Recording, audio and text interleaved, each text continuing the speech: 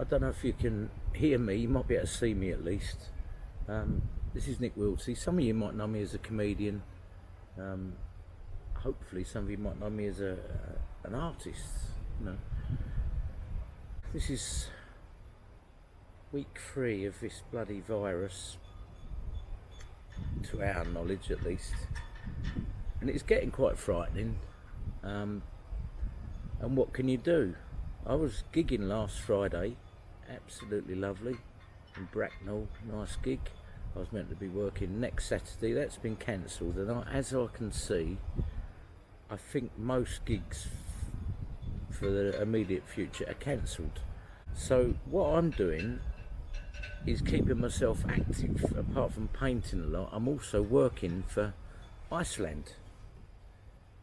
I drive a delivery lorry here in Whitstable, and I deliver food between 8 and 10 hours a day to people less fortunate than myself, nursing homes, flats, you know, single mums with lots of kids, old people, you know.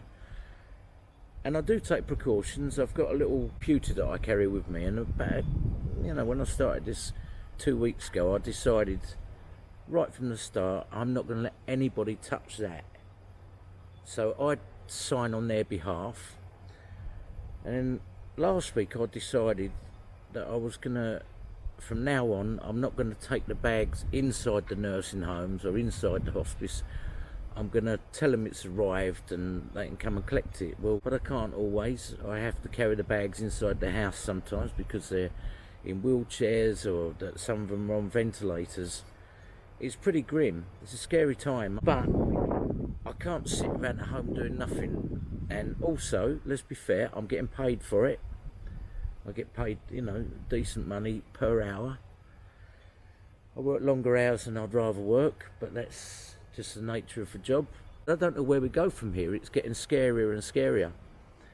Yesterday, Boris, Uncle Monty as I call him, said he doesn't want people, you know, going to pubs, restaurant, theatres, which is the very places where I earn my living. And I'm doing something. Now, my wife has to go back to work tomorrow. She's been off on leave for a little while. She has to go back to work. Now, she works in a charity shop handling second-hand clothing. And she gave me this little hand gel, which is save the day, really, you know. And I figure that one of these days I'll be, you know, housebound in the house. And in theory, I'm in the vulnerable age because I'm 61. I'm not the fittest man on earth, although, you know, this job keeping me fit. But I haven't got underlying health conditions that worry me. I've got no respiratory things. I've got a smoker's cough. I enjoy smoking. It's one of my hobbies.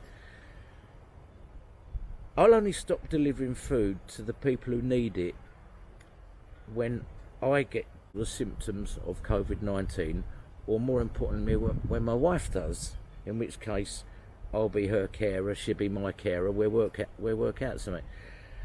I don't feel sorry for myself because the whole world is in crisis. The whole world. I'm looking at what's happening in Italy and Spain, and it's going to happen big time in America, though Donald Trump is lying for his teeth at every opportunity.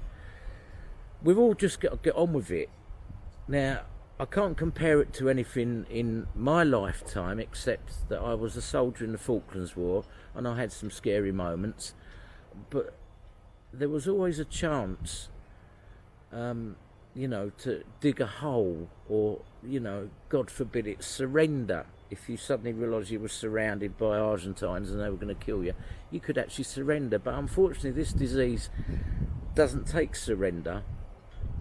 And mentally and physically, you have to try and fight this thing as best you can. I don't know the answer. But for all my friends out there that could work and can't work because they're comedians and actors and singers, I realise that. How about, while you're well, why not volunteer and do some work or do paid work? I do. Go out, somebody's got to deliver this food. There's me and an old who's an ex-marine, funnily enough, and we're the only 2 drivers on at the moment. That me and him are working all the hours under the sun to try and keep, you know, the food chain going. People are panic buying. Stop panic buying. It doesn't solve any purpose. If you and your family use 12 bog rolls a week normally, buy 12 bog rolls, and that means the next family coming there can also afford to get 12 bog rolls. But if you've got more than you need and you've got a neighbour that hasn't, why not just say, look, you can have our one, you know, we've got a spare one. And if people stop panic shopping, panic buying, then within days, if not, you know, weeks certainly, the food stocks will be back and the toilet rolls will be back. They're not stopping manufacturing them. Keep in contact with your friends and family. We're lucky in this generation because we've got Skype and Facebook and FaceTime and all these ways of communicating. And, you know, I don't know, I haven't done it yet myself. I'm not, you know, someone who sits around on the internet all day long. But I'm sure there will come a point when, you know, if you want to talk to your mates, just do a little FaceTime thing. Show them what you're painting or what you're listening to, or tell them a little joke that you'll never get a chance to say on stage.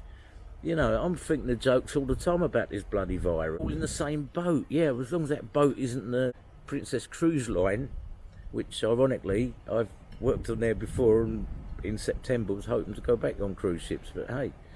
So what I'm saying really is, if you're able to help the community in any way, then why not do it? You get a satisfaction out of it.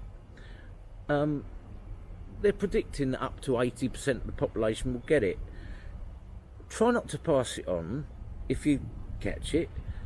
Do what you can to not catch it, but you may get it at some point, and most of us will be all right, you know, because it's affecting people that have already got problems anyway by age or illness or whatever. So try and help them if you can. If you can help your neighbours, your friends, your parents, it doesn't need to be face to face. No kissing, no fingering, whatever. Keep it light. But do what you can to help people. We're all in this together, mate. The whole world is. So do what you can.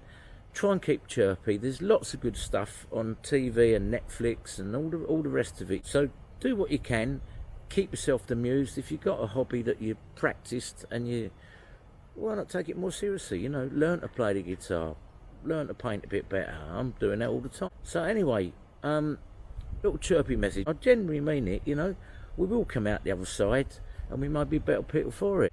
It's ironic that this disease is effectively doing the opposite of the First World War, isn't it? First World War, we lost all our young, finest people because they were fighting a war. This one seems to be sparing them.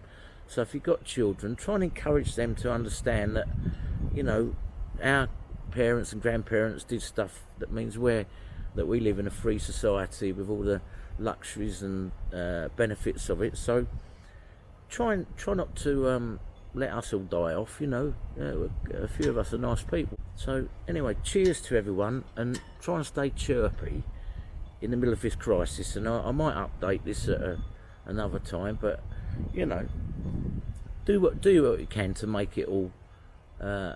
We just want a good result, really, don't we? So to quote the dame herself, we'll meet again. Don't know where, don't know when. All right.